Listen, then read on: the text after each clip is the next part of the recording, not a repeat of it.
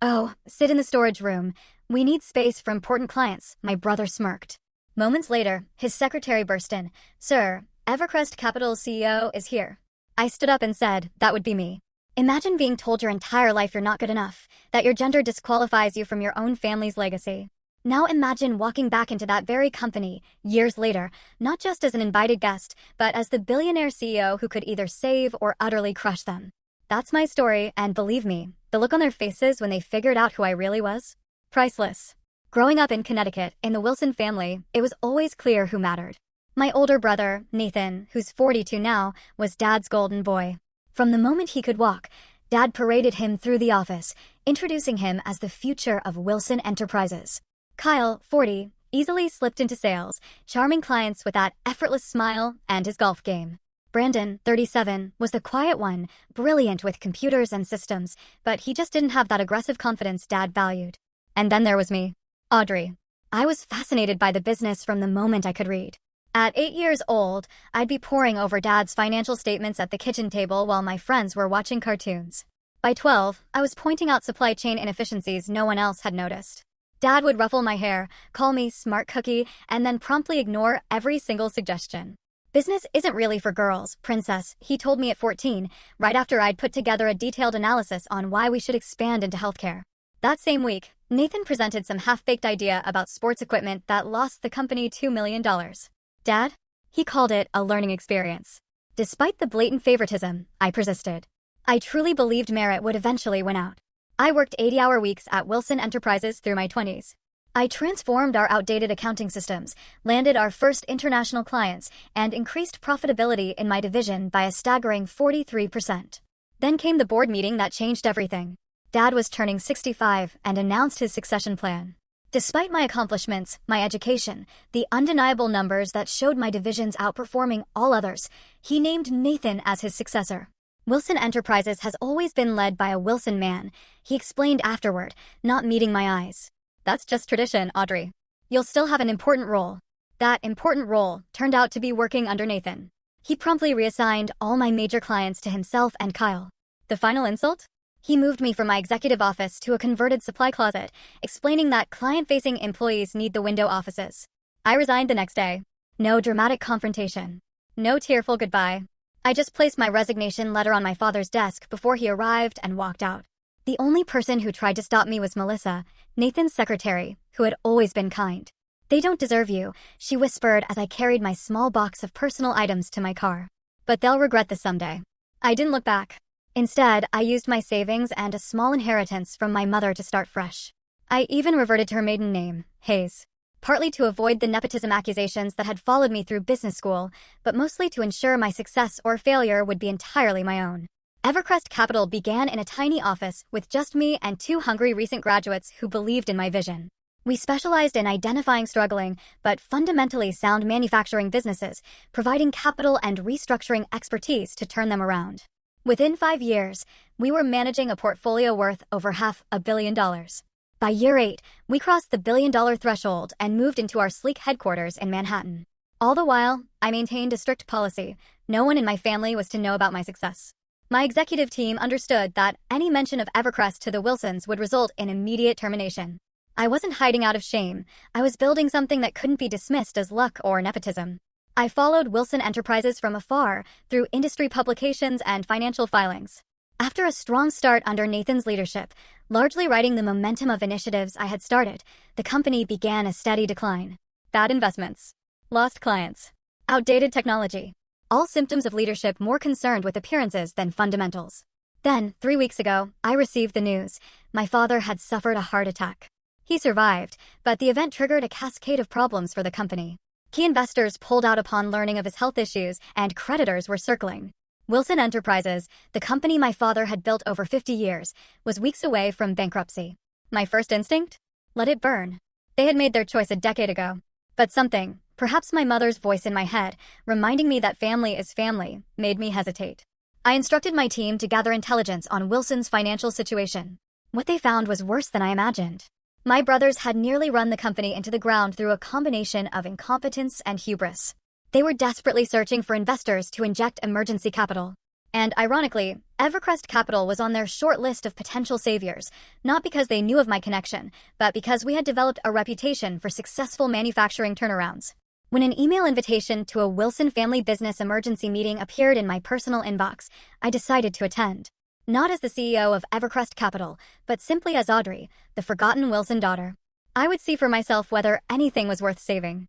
The email from Nathan's assistant was formal, impersonal. Your presence is requested at Wilson Enterprises headquarters for a family business discussion on Friday, April 15th at 10 a.m. Please confirm your attendance. No, we miss you or hope you're well. Not even a personal signature. Just a corporate summons after 10 years of silence. I showed the email to Diane, my COO and closest confidant, in my corner office overlooking Central Park. You're not actually considering going, are you? She asked, eyebrows raised. After everything they did? I swiveled in my chair, looking out at the Manhattan skyline. I'm curious. Curious is reading their financial statements, which we've already done. This is masochism, Diane said, perching on the edge of my desk. They're going to try to guilt you into giving them money you earned despite them, not because of them. Maybe, I conceded. But I want to see it with my own eyes. The company. Dad. All of it. Diane softened. And you're going as just Audrey, not as the CEO who could buy their company with her quarterly bonus? Exactly. I want to see how they treat me when they think I have nothing to offer. After confirming my attendance, I spent the week preparing emotionally for the reunion. I chose my outfit carefully, an understated charcoal theory pantsuit that cost more than Nathan's first car, but didn't broadcast its price tag. I wore minimal jewelry, just my mother's simple gold wedding band on a chain around my neck. The drive back to Connecticut was a journey through memories. The exit off I-95 where Dad would always stop for ice cream on summer drives. The high school where I was valedictorian, but my brother's mediocre sports achievements still garnered more family celebration. The coffee shop where I drafted my resignation letter a decade ago. Wilson Enterprises headquarters looked smaller than I remembered. The receptionist didn't recognize me. I had to sign in as a visitor and wait for an escort.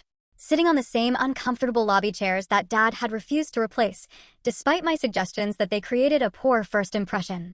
They're vintage, he'd insisted. Shows we have history. Now, they were just shabby. The elevator ride-up was awkward. I shared it with two young employees who spoke in hushed tones about another round of layoffs and the emergency investor meeting tomorrow. They didn't ask who I was, and I didn't volunteer the information. Kyle was the first brother I encountered. Hurrying down the hallway with a phone pressed to his ear, he did a double take, muttered, "Got to go," into his phone, and pasted on a smile that didn't reach his eyes. Audrey. Wow, it's been a while. He gave me an awkward side hug. You look corporate. Hello, Kyle. Yes, it has been a while. 10 years, to be exact. He had the decency to look embarrassed. Right. Well, Nathan's running around like crazy, preparing for tomorrow. Big potential investors coming. Could save the whole business. He checked his watch. Speaking of which, don't let me keep you. I said coolly. Brandon was next, emerging from what used to be the IT department. He'd aged more than I expected, premature gray streaking his temples.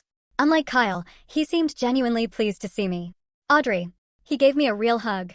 I can't believe you came. It's really good to see you. Thanks, Brandon. How have you been? His smile faltered. Oh, busy trying to keep our systems from falling apart while the budget keeps shrinking. He lowered his voice. It's bad, AUD, worse than they're admitting. Before he could elaborate, Nathan's voice boomed down the hallway. Well. Little sis has decided to grace us with her presence. Nathan had gained weight, his once athletic frame now soft around the middle. He'd lost some hair too, though he'd attempted to hide it with an unfortunate comb-over. The tailoring of his suit suggested he still thought he wore the same size as a decade ago. Hey, little sis, he said. So I gathered, I replied. What's the situation? Nathan waved dismissively. Nothing for you to worry about. Just a temporary cash flow issue. Once we secure this new round of funding, everything will be back on track. I could smell the whiskey on his breath at 11 a.m. Some things hadn't changed. Dad's expecting us all for dinner tonight at the house, he continued. 6. Don't be late. You know how he hates waiting for dinner. With that, he was gone, barking orders at a harried-looking assistant as he disappeared into the conference room. My father's house, the sprawling colonial where we grew up, seemed preserved in amber.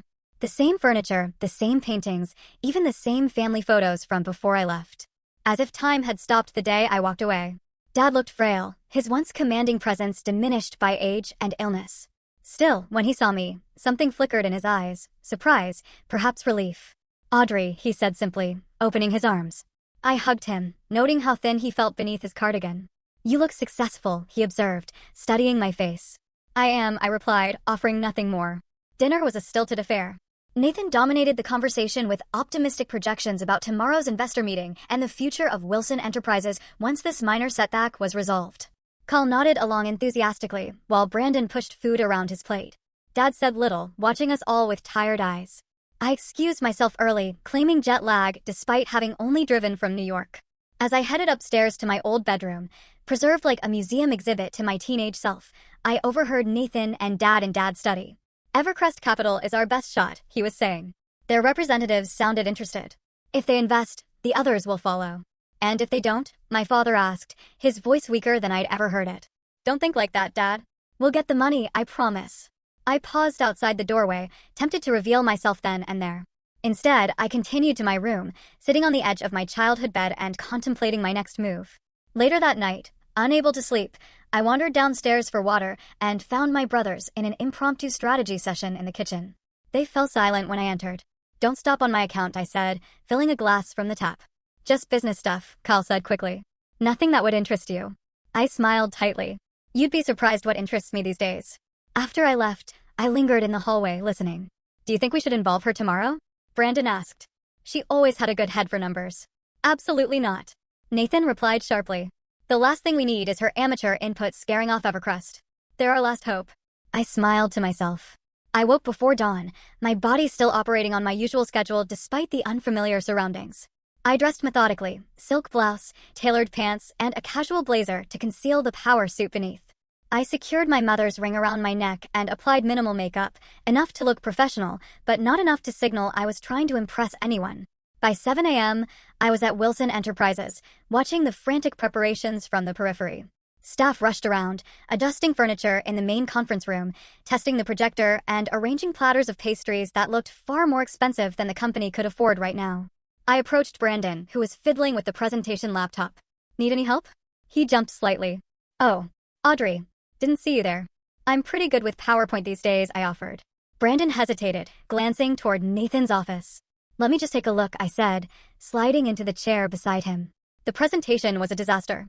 Inconsistent formatting, typos, and, worst of all, fundamentally flawed analysis of the company's turnaround potential. Brandon, these projected growth numbers don't align with your current manufacturing capacity, I pointed out. And this slide about future markets contradicts the data on slide 7.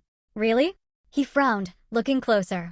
I told Nathan those projections seemed optimistic, but he insisted. What's going on here? Nathan appeared in the doorway, coffee in hand. Brandon, why isn't the presentation ready? I was just helping him polish a few things, I explained. There are some inconsistencies in the financial. We don't need your help. Nathan cut me off. This presentation has been vetted by actual financial professionals. I bit my tongue, knowing any defense of my qualifications would reveal too much. Just trying to contribute. The best way you can contribute is by staying out of the way, Nathan said.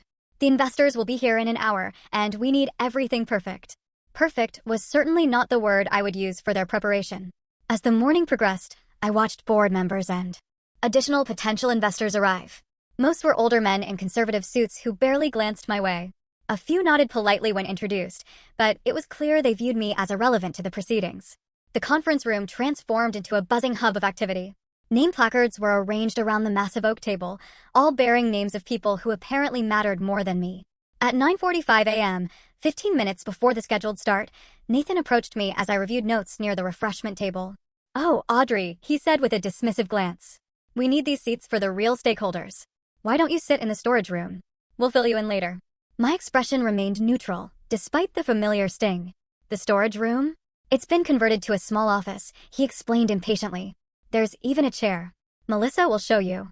Kyle, standing nearby, looked uncomfortable but said nothing. Brandon actively avoided eye contact, suddenly fascinated by his tablet screen. Melissa, Nathan's long-suffering secretary, gave me an apologetic look as she led me down a hallway to what was indeed a glorified closet.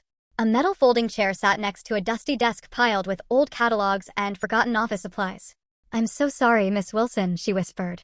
I tried to tell him this was inappropriate. It's fine, Melissa, I assured her. Actually, it's perfect. She looked confused but nodded and left me alone in the cramped space.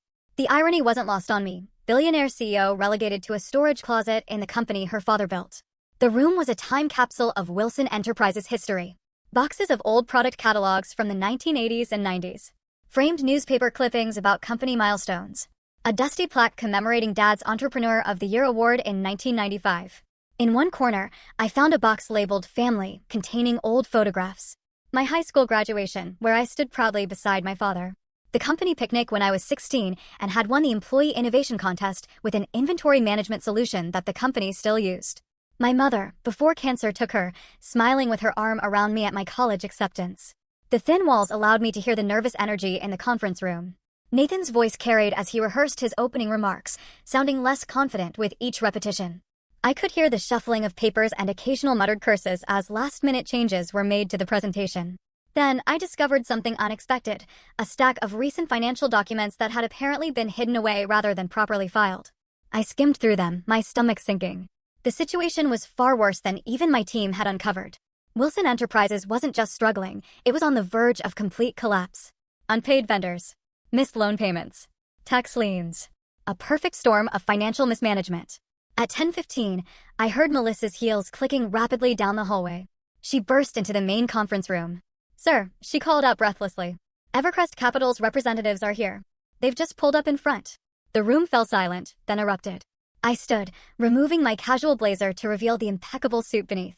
I checked my reflection in my phone camera, securing a stray strand of hair and straightening my posture. Then I texted my waiting executive team, "Enter in 5 minutes." It was time to emerge from the shadows. I stood in the storage room, listening as Nathan began his introduction to the assembled board members and potential investors. His voice carried that artificial confidence I remembered so well. Slightly too loud, slightly too rehearsed.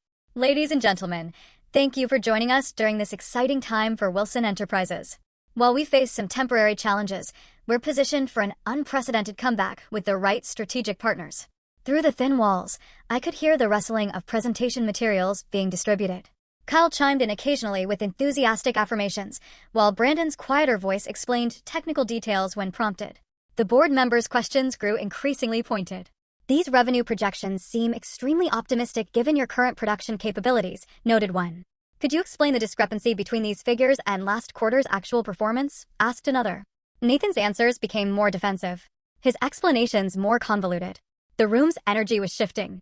I could feel the potential investors' interest waning with each unconvincing response. Then came the moment that changed everything. The door to the conference room burst open. I heard Melissa's breathless voice, "Sir, Evercrest Capital CEO is here." An expectant hush fell over the room. I imagined them all turning toward the main entrance, waiting for the arrival of the financial savior they'd pinned their hopes on. I counted to 5, took a deep breath, and opened the storage room door. The silence that greeted my entrance was absolute. 20 faces turned to me in confusion. Then shock as understanding slowly dawned. Nathan stood frozen, mid-gesture, at the head of the table, presentation remote dangling from his hand. "Sorry I'm late," I said calmly, walking to the empty chair at the opposite end of the table. I was reviewing some interesting financial documents in the storage room where I was asked to wait. Nathan recovered first, his face contorting in confusion. "Audrey, what are you doing?" "We're in the middle of an important meeting. Waiting for Hayes from Evercrest Capital." I smiled, placing my business card on the table and sliding it toward the center. "That would be me. Audrey Hayes." I reverted to my mother's maiden name when I started my company. One of the board members, Mr. Fitzgerald, who had been with the company since my father's early days, picked up my card. His eyes widened as he read it. "Audrey Wilson, is Audrey Hayes, the Audrey Hayes, CEO of Evercrest Capital?" I nodded, removing my company ID from my pocket and placing it beside the card. "The very same." The room erupted. Kyle's mouth literally hung open. Brandon stared at me with a mixture of shock and, was that admiration? The board members whispered urgently to one another, some looking impressed, others concerned. Nathan's face had drained of color. "This is some kind of joke," he stammered. "You can't be, I assure you, it's not a joke," I replied evenly. Evercrest Capital manages assets of over $3.2 billion. We specialize in manufacturing turnarounds, particularly family businesses facing succession challenges. I paused. "Sound familiar? But you've been, what, working as a secretary somewhere all these years?" Nathan sputtered. "How could you possibly?" "After I left Wilson Enterprises," I interrupted, "I founded Evercrest with my savings and a small inheritance from Mom. We've grown exponentially year over year for the past decade. Forbes featured me last month, actually. The invisible billionaire, they called me, due to my preference for privacy." Nathan attempted to regain control of the room. "Everyone, let's take a short break. Audrey, I need to speak with you privately." "I don't think so," I said, my voice firm. I'm here as an invited potential investor, and I'd like to continue this meeting. If that's acceptable to you, Mr. Fitzgerald. Mr. Fitzgerald nodded, a small smile playing at his lips. Several other board members murmured. Agreement. Excellent, I said, opening my portfolio. Now, I've reviewed the materials you provided to my team, as well as some additional documents I found while waiting in storage. I have several concerns I'd like to address. For the next 30 minutes, I methodically dissected the company's financial situation, pointing out the mismanagement, poor strategic decisions, and accounting irregularities that had brought Wilson Enterprises to the brink of bankruptcy.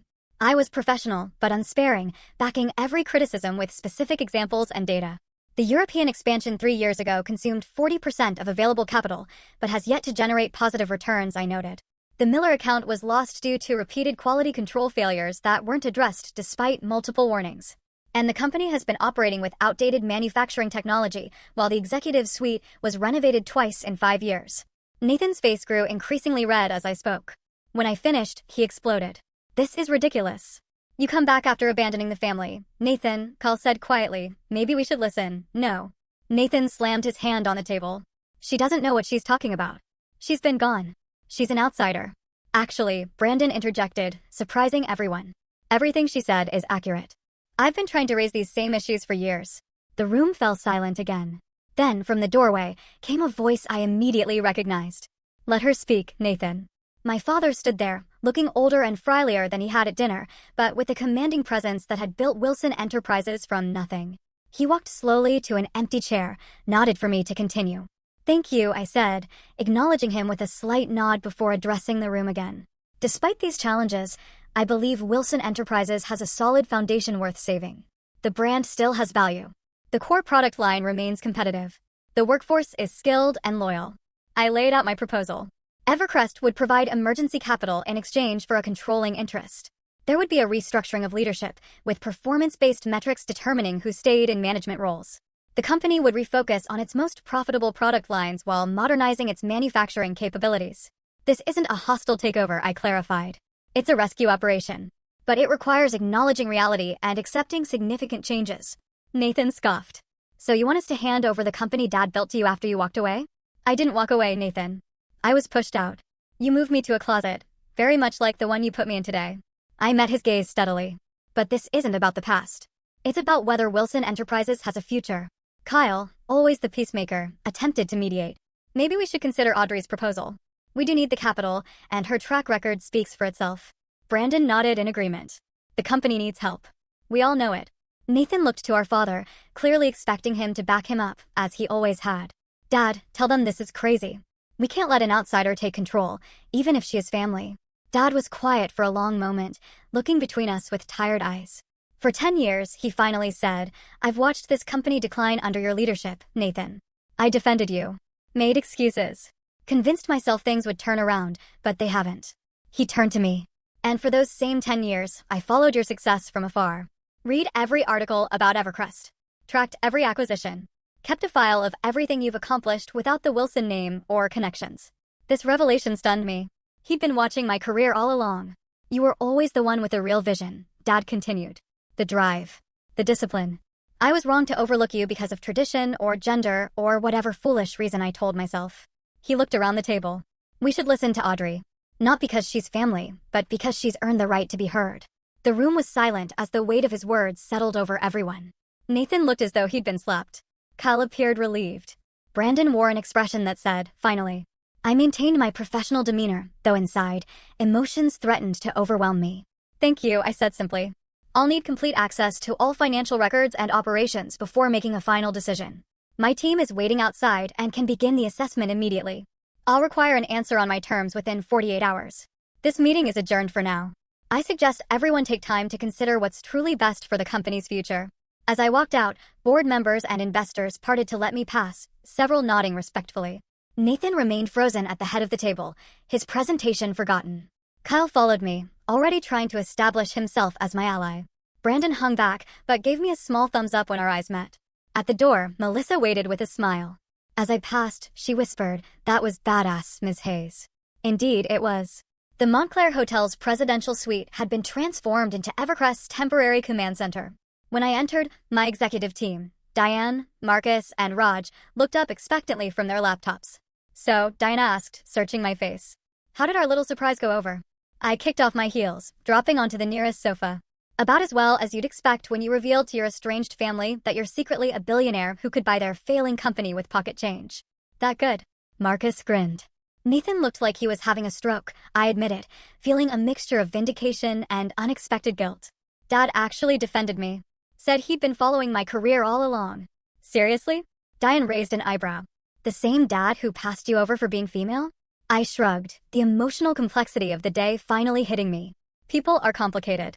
Once my team dispersed to begin their preliminary assessment, I allowed myself a moment alone. 10 years of proving myself, of building something from nothing, had culminated in today's revelation. The victory should have felt sweeter than it did.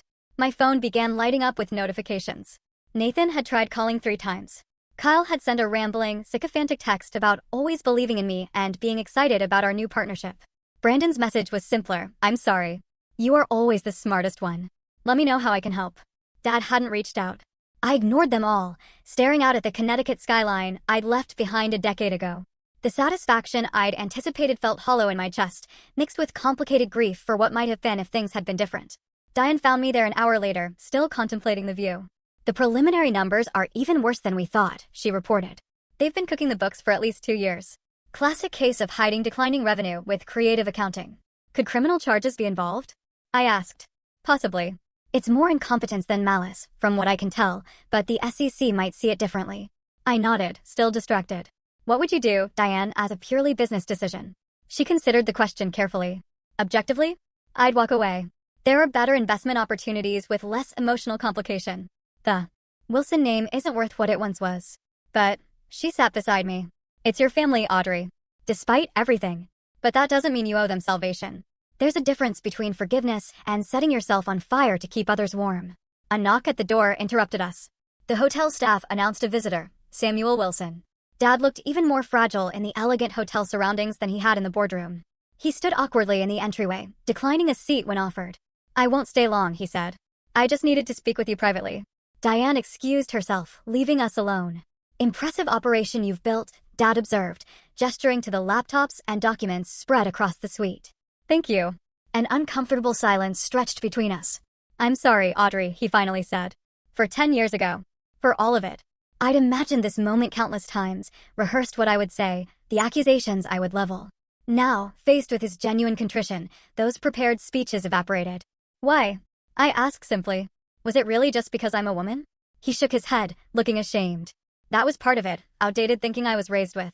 But mostly it was fear. You are so much more capable than your brothers, so much more like me than any of them. I was afraid you'd build something better than I had. Make my legacy seem small in comparison. He gave a sad laugh. And then you went and did exactly that anyway. I didn't do it to spite you, I said quietly. I know. You did it because it's who you are. A builder. A visionary. He met my eyes directly. Like I used to be. Before I got caught up in preserving rather than growing. Another silence fell between us. There's something else, he said finally. Something the boys don't know yet. My health situation is more serious than I've let on. The heart attack revealed advanced coronary disease. The doctors give me a year, maybe 2, with aggressive treatment. The news hit me harder than expected. Despite everything, he was still my father. I'm sorry, I said, meaning it. I don't tell you this for sympathy, he clarified. But because I need you to understand what I'm asking. Wilson Enterprises isn't just a company to me. It's my life's work. The thought of it disappearing, of nothing remaining to show for 50 years of building, he trailed off, emotion catching in his throat. You want me to save it? I finished for him. I want you to consider saving it, he corrected. Not for Nathan, or Kyle, or even me. But as a legacy worth preserving, flawed though it may be. After he left, I sat alone for a long time, conflicting emotions warring within me. The professionally detached CEO in me said to walk away. Wilson Enterprises was a risky investment at best. The wounded daughter wanted nothing more than to reject their desperate need, to let them face the consequences of pushing me away. But another voice whispered insistently, my mother's. She had always been the compassionate counterbalance to Dad's ruthless pragmatism. Family is family, she would say. Even when they disappoint you.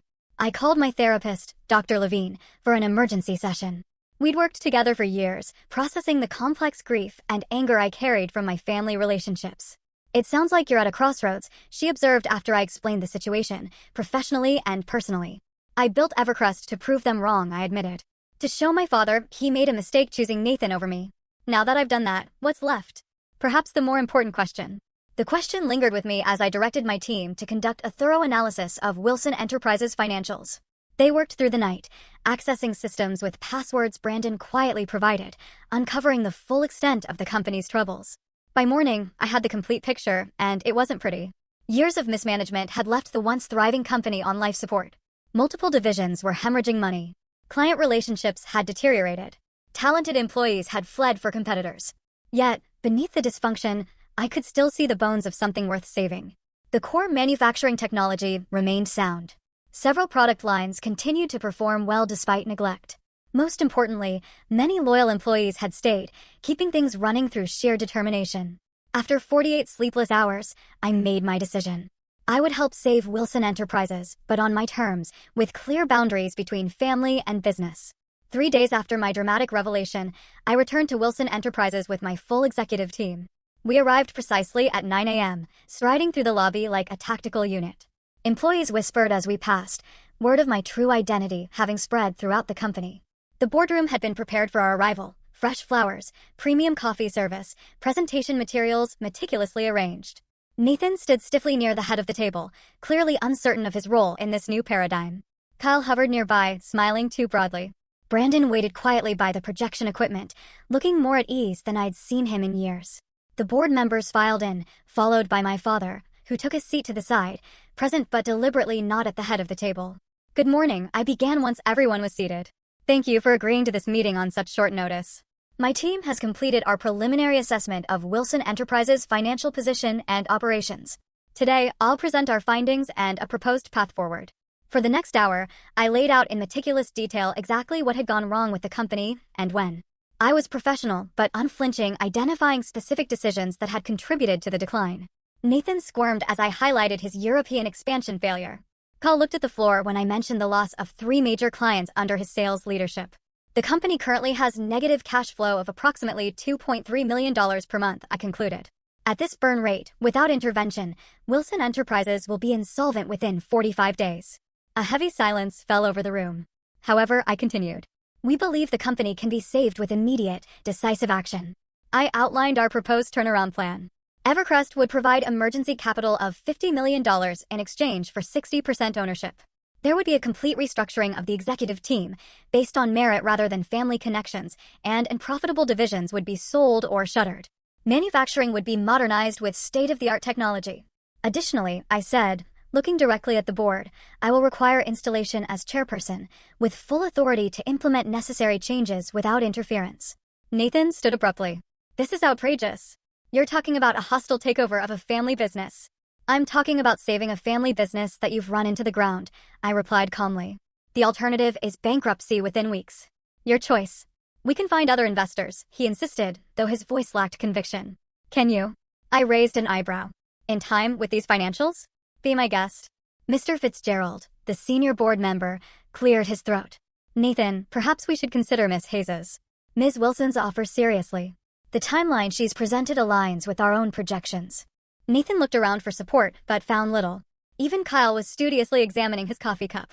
This is still a family company, Nathan said desperately. Dad, tell them.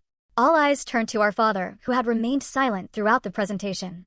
He looked older than his years as he slowly rose to his feet. When I founded Wilson Enterprises, he began, his voice steadier than I expected. I had nothing but determination and a belief that I could build something worthwhile. Something that would last beyond me. He looked around the room. Somewhere along the way, I confused preserving my control with preserving the company itself. He turned to Nathan. Son, I did you no favors making you CEO before you were ready. I set you up to fail because I couldn't let go properly. Then to me. And Audrey, I failed you by not recognizing your talents when they were right in front of me. The room was utterly silent. This company bears our name, he continued. But its future matters more than our pride. If Audrey and her team can save what we've built, give employees security, and restore Wilson Enterprises to something we can be proud of, then we should be grateful, not defensive. Nathan stared at our father in disbelief. You're taking her side after everything I've done? This isn't about sides, Nathan, Dad interrupted firmly. It's about survival. While Nathan processed this betrayal, Kyle, ever the opportunist, stepped forward. I think we should accept Audrey's offer. I'm happy to continue in whatever capacity would be most helpful. Brandon nodded in agreement. The plan makes sense. It's our best option. Backed into a corner, Nathan requested a private conversation with our father. They disappeared into an adjacent office while the board members murmured among themselves. Diane leaned close to me. That went better than expected. It's not over yet, I cautioned. Nathan won't surrender control easily. 20 minutes later, Nathan and Dad returned. Nathan's face was flushed, but his demeanor had changed. After discussing the situation with our father, he announced stiffly, I've decided to accept Evercrest's offer. With one condition, I remain on the executive team in some capacity. I considered this request. Keeping Nathan involved would be complicated, but firing him outright might create unnecessary resistance. You can remain as VP of Client Relations, I decided. Your institutional knowledge of long-term clients will be valuable during the transition. However, I added, this position will have clearly defined performance metrics, like every other role in the new structure. Nathan clearly hated the demotion, but recognized it was the best offer he would get. He nodded tersely. With that settled, the board voted unanimously to accept Evercrest's investment. The following weeks were intense. My team and I worked 16-hour days, implementing the turnaround plan. We conducted a comprehensive audit of every department, identified salvageable operations, and made difficult decisions about what had to go. The first executive meeting under the new structure was predictably tense. Nathan sat silently fuming as I outlined the changes in reporting structure and accountability standards. Kyle adapted quickly, already trying to position himself as my trusted lieutenant. Brandon seemed relieved to finally have his technical expertise valued appropriately. From now on, I announced, advancement will be based on merit, not family connections. Everyone, including myself, will be held to the same performance standards. Implementation wasn't easy. Longtime employees loyal to Nathan resisted the new processes. Some openly questioned my authority despite my official title. Others were simply resistant to change after years of doing things the Wilson way. Nathan himself engaged in subtle sabotage, forgetting to include me on important client communications, undermining my directives when speaking to his direct reports, spreading rumors about Evercrest's intentions to eventually sell off the company. After catching him in a particularly damaging lie to a major client, I called him into my office, formerly his office, which surely added to his resentment. This stops now, I said, sliding evidence of his sabotage across the desk. I understand this transition is difficult for you, but your behavior is harming the very company you claim to care about. You have no idea what it's like, he hissed. To watch everything Dad built, everything I was supposed to lead, handed over to my little sister who abandoned us. I didn't abandon the company, Nathan. I was pushed out. By you. I let that sink in before continuing. But that's the past. Right now, we have 300 employees depending on us to save their jobs. Can you set aside your ego long enough to help them? Something in my appeal seemed to reach him. Not completely, but enough that his active resistance began to diminish. Kyle, predictably, proved to be a weather vane, pointing whichever way the wind of power blew. Once he realized my leadership was firmly established, he became enthusiastically supportive. His sales skills were genuinely valuable when properly directed and monitored, and he thrived with clear guidelines and accountability. The real surprise was Brandon. Given actual authority and resources, he flourished. His technical innovations streamlined manufacturing processes, saving millions in operational costs. He assembled a talented IT team that modernized our outdated systems, improving efficiency throughout the company. 6 weeks into the restructuring, we faced a crisis. Our largest remaining client, Henderson Medical Supplies, was threatening to take their business to a competitor. The account represented nearly 20% of our current revenue. Losing it would be devastating. Nathan had cultivated the relationship for years, but they were specifically upset about changes we'd implemented to quality control procedures. I scheduled an emergency meeting with their executive team, bringing Nathan, Kyle, and our production manager. We need this account. Nathan stressed before we entered the meeting. Whatever they want, we should give them. Not if it compromises our new standards, I replied. We'll listen, but we won't promise what we can't deliver. The meeting began tensely. Henderson CEO complained about our unnecessary bureaucracy and threatened to walk unless we returned to the previous arrangements. When Nathan began immediately capitulating, I intervened. Mr. Henderson, I understand your frustration with the changes. Change is difficult for everyone. But let me explain why these new procedures are actually to your benefit. I proceeded to outline how our enhanced quality controls would reduce defect rates, improve consistency, and ultimately save them money on returns and customer complaints.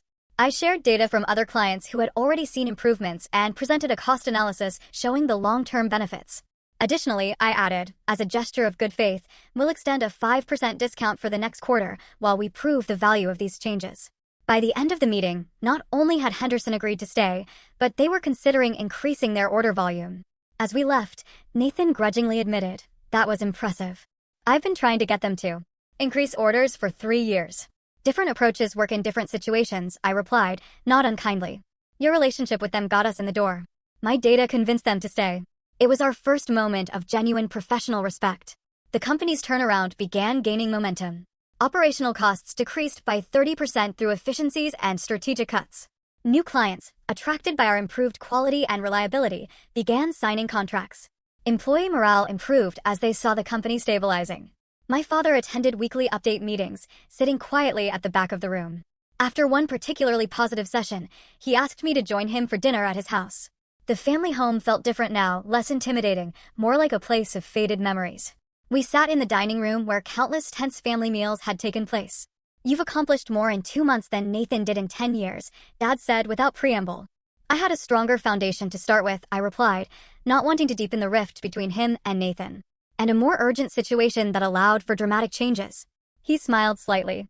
Always diplomatic when it counts. Your mother was the same way. The mention of Mom created a moment of shared remembrance between us. I've been thinking about her a lot lately, he admitted, wondering what she would think of all this, of what I did to you. She would have been disappointed, I said honestly. But she also believed in second chances. He nodded, looking down at his barely touched dinner. That's what I'm hoping for. A second chance to be the father you deserved. The words hung between us. I'd like that, I said finally. But it will take time. Trust isn't rebuilt overnight. I understand. He hesitated, then added, would you consider making these dinners a regular thing? Just to talk. No business. It was a small request, yet somehow monumental in its implications. A first step toward healing what had been broken. I think I can manage that, I agreed. The following week, I instituted a new tradition, family dinner every Sunday evening. Not mandatory, but open to all Wilsons. The first few were awkward, conversations stilted and carefully avoiding controversial topics. But gradually, something shifted. Nathan brought his wife and teenage sons, who were curious about their badass and they'd barely known. Kyle actually prepared a dish, rather than bringing store-bought contributions. Brandon showed up early to help set up. During the third such dinner, Nathan made a self-deprecating joke about his failed European expansion. We all froze, unsure how to respond, until I laughed, genuinely laughed, and the tension broke. Soon, everyone was sharing stories of business missteps and lessons learned. For the first time in over a decade, it felt like we might actually become a family again. Different from before, with clearer boundaries and expectations, but a family nonetheless. 6 months passed in a blur of strategic decisions, operational changes, and careful rebuilding. What had once seemed impossible was now reality. Wilson Enterprises was not just surviving, but beginning to thrive again. The emergency capital infusion had stabilized our finances. Strategic divestment of unprofitable divisions generated additional cash flow. Most importantly, our renewed focus on quality and innovation had restored client confidence and attracted new business. The most significant development came unexpectedly. During a routine review of potential acquisition targets, my Evercrest team identified surprising synergies between our portfolio companies and Wilson Enterprises' core business. What began as a rescue operation evolved into a strategic merger, with Wilson Enterprises becoming the manufacturing arm of a larger, more diversified operation. The day we announced the formal merger was surreal. I stood at the podium in the company atrium, facing employees from both organizations, my family seated in the front row. Today marks not an ending, but a new beginning, I told them. Wilson Enterprises and Evercrest Capital are stronger together than apart, combining century-old manufacturing expertise with cutting-edge financial and operational strategies. I glanced at my father, who nodded slightly, pride evident in his eyes.